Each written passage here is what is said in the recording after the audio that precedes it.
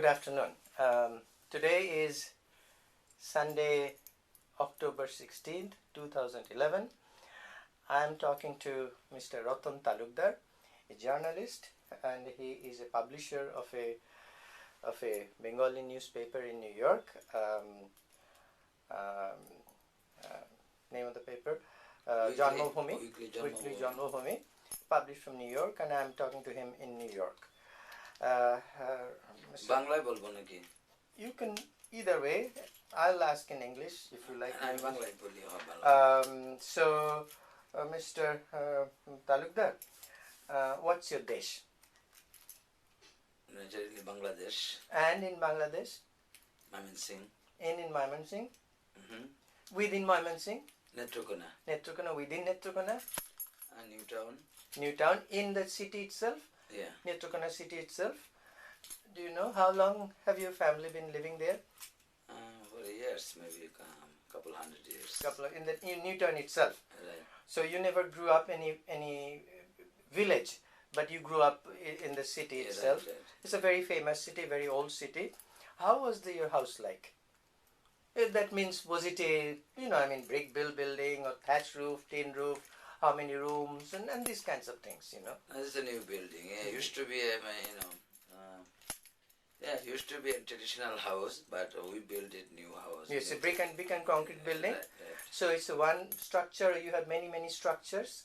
That means you have a four-story building, and you had any separate Thakur Ghar or Goal Ghar? Absolutely. Or you had separate Thakur Ghar? Other building? Yeah, within the building. Yeah. Within the premises. Right. Within the premises, you had Thakur Ghar. Did you have Goal Ghar also? No, not really. Did you have any pond or any trees there? Yeah, there's we have two houses, and another one is in the countryside, in the suburb. Suburb. A suburb of Netrokona, or it's a village of Netrokona? No, this is Netrokona village. Village. What's the name of the village? Faridpur. Faridpur. So, okay. So we have a big house, traditional. Anybody still live there? Temple. Yeah, my brother lives there. But your brother lives in Faridpur as well as in Newtown? Yeah, I have another brother who lives in Newtown. I think I met some of your family members. So they're so generous. They fed me so much. I can Thank believe. Thank you very much. Yeah. Now, when you grew up, how many brothers and sisters you had? I have 6 brothers and 4 sisters. So they were. So did you have your uncles and aunts there? Oh, yeah. Your father's brother or mother's family? Yes. They were so it's a large extended family. Yeah. And still, do you have that extended family situation back home in Netrokona? Yeah, I have a very large family. So you lived in both the houses in Faridpur as well as Netrokona's town for many generations, hundreds of years. Right. So what's the name of your father? My father's name is late Jugendra Talukdar. Jogendra. And your mother? Banurata Talukdar. Banurata Talukdar. She's passed away too. Oh, I'm sorry to hear. Now, what was the profession of your parents?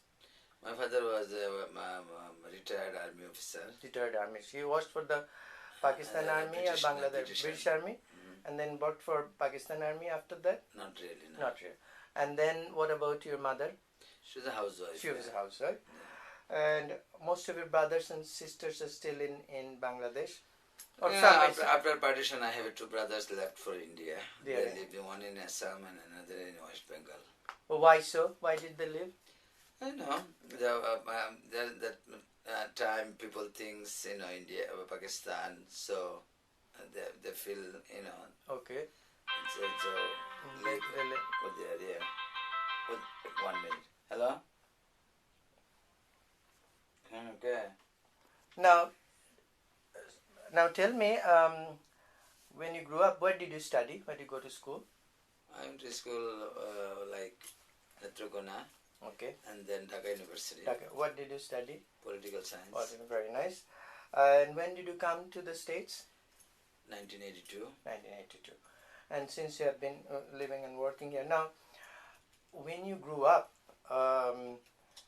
do you have any memory of Bangladesh independence, 71? Of course, I was 14 years old. So what was the situation like then for you or for your family? Was it safe? Was it all right? Was it? Not really. Not, the situation is like others, but we left for India. Did you? Yeah. So we stayed there for 9 months and come back. Really? How did you? Do you remember who took the decision to go to India? My mom. Your mother? Why? Was because any it was incident? not safe. It was not safe. Why not? What was unsafe? What was unsafe? Unsafe means in we've Newtown? been we've been in a small town, and there is a Pak army, also local, Rajakars or whatever. Rajakars means the terrorists, pro-Islamist terrorists. So our sisters, grown-up sisters. So my mom thought that's not safe. So is it any different for sisters, girls? What about your Muslim neighbors? Did they also? No, they're nice. They help us. No, but do you think there was any difference between your sisters then and Muslim girls? Yeah, that's the one I said. It should not be any different, but the real life is different, because naturally they are majority Muslims. So but why should there be effect on the girls? Or if they are fair enough. Yeah, because Pakistanis, they think all Muslim are brothers. So there's, but of course there is some Muslim also they are suffering. Yeah. Like who thinks about the independent or their roots and belong our leagues. So where did you go? Where did you? We went to Assam. Assam. To your. How did you go? My brother is there. How did you go? From your place? We took boat and walk boat, and my brother come to the border and he picks up. But how did you go to that? So tell me about your process of going from your house. Where did you went first? We went to our my mother's house. Walking like 15 miles. So it's still in Netrokana? Yeah. Was it in the village? Different the area, like Upajala, Okay. So you walked there? So how long did it take you to walk? Like 3-4 hours. Was it safe for you to? Yeah, it was not bad because all Bengalis, so some people help, Okay. So the people who helped, they were Muslims? Yeah, of course, our neighbors. Hindus also helped you? Hindus, everybody are trying to left, So all Hindus were scared, all Hindus were terrorized. Now, so from your village, what's the name of that village, you remember? The village, Mamarbari? Yeah, that is Mohanganj. Mohanganj. Upajila, yeah. And then from there, what did you do? We took that boat. Boat. Yeah. What river? And that is a river called Kangsho. Kangsho River. Right. So you took boat for how all long? the way to the Indian border. Kangsho goes all the way to the border? Yeah, it's a different river over there. So it's how marched long, to the other river. Yeah. So how long did it take? It take like what? It's 7-8 hours. 7-8 hours you reached? Yeah, because our area we are very close to border area. Absolutely, the border. We are in frontier. In the Meghalaya. Yeah, Meghalaya, right. Yeah. So what was how did you get down there? So we go there in a border, so the people, everybody going, just walking through, Okay. BSF, all those people, Indian people there, welcome. There is a refugee camp. There was a refugee camp? Yeah. You remember how? Yeah, I the name? remember the whole thing. Yeah, we in the refugee camp called Balahat. Balahat. Yeah. Balahat. Balahat. Yeah. So it was a river ghat that you get off, and when you got off, another couple of miles we walk. Oh, from Bangladesh to there you walked, and so your boat went back. Did you know the boatman? No, I don't know. It was Muslim guy. So you just hired? Nice. Yeah, we hired them. They're nice people. Okay. Yeah. So did you carry any money or anything with you? I just think I can't remember. Okay. What happened to your house? Anybody you left? My one brother left there. We left Stayed. one brother, yeah. And a couple of our Muslim friends, they take care of this thing. Okay. Yeah. So then you go to then did you brother come and meet you? Yeah, my brother come from Guwahati. So on the very time or after No, Sunday? he was before there, before we go there. So he knew that you're coming? Yeah, he knows that we are coming. Okay. Because we send message to him with somebody. Oh, and he knows that, and then he come to the border and he pick us. Okay, so you didn't have to stay at the... No. But did you register as a refugee? Yeah. We registered in a Red Cross. Yeah, there's the Indian Red Cross there. And what was the name of the camp you once more? It's a Balahat. Balahat camp. So that is on the Sylhet side. Oh, so it's on the because Sylhet in Netrokona and Sylhet is in the border too. So okay, and so from there, how did you go to his house? My brother bring his car. Oh, he brought his car. He has a car. So what does he do in India? Business. Business. Okay. Now, so you grew. Then you moved to Dhaka, but you went to college in Netrokona itself.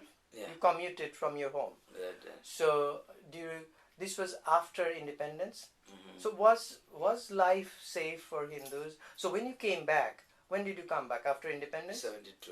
Yeah. 70 independence. Yeah. And how did you come back? We came same way. By boat, boat work. Yeah. Okay. And the house was fine. Yeah, it was good. Something is missing, but it can be happen. It's a big mess. You know. Yeah. But more or less it was intact. It was not... Yes, because for our neighbor, Muslims are there very nice with us. And that was in Newtown. That is Newtown and Faridpur. Both places. Both were safe.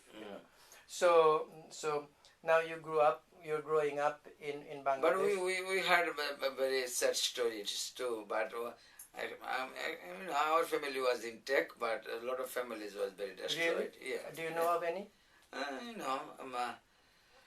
Some of them never come back. Really? Some of them. Yeah. I mean, were they dead? Did you know anybody hurt or injured? Killed?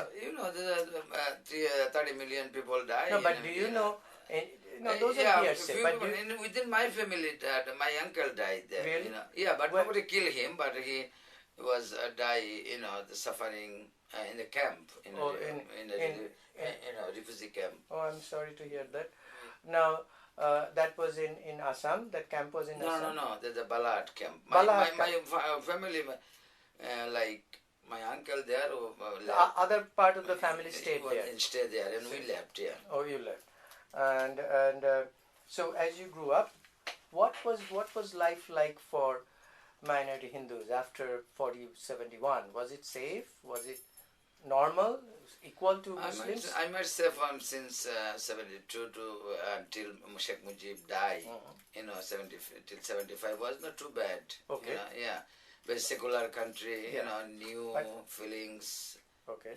But after that, things changed. After that, things were a lot of changes. Yeah. And what did you ever feel insecure?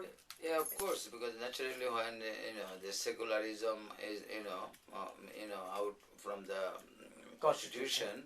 So and the president and family were killed, murdered. Right, absolutely. There is some problem, and this kind of problem is, I think, is way behind, like 47. The division of India. So this natural problem, but it should not be happening in Bangladesh because.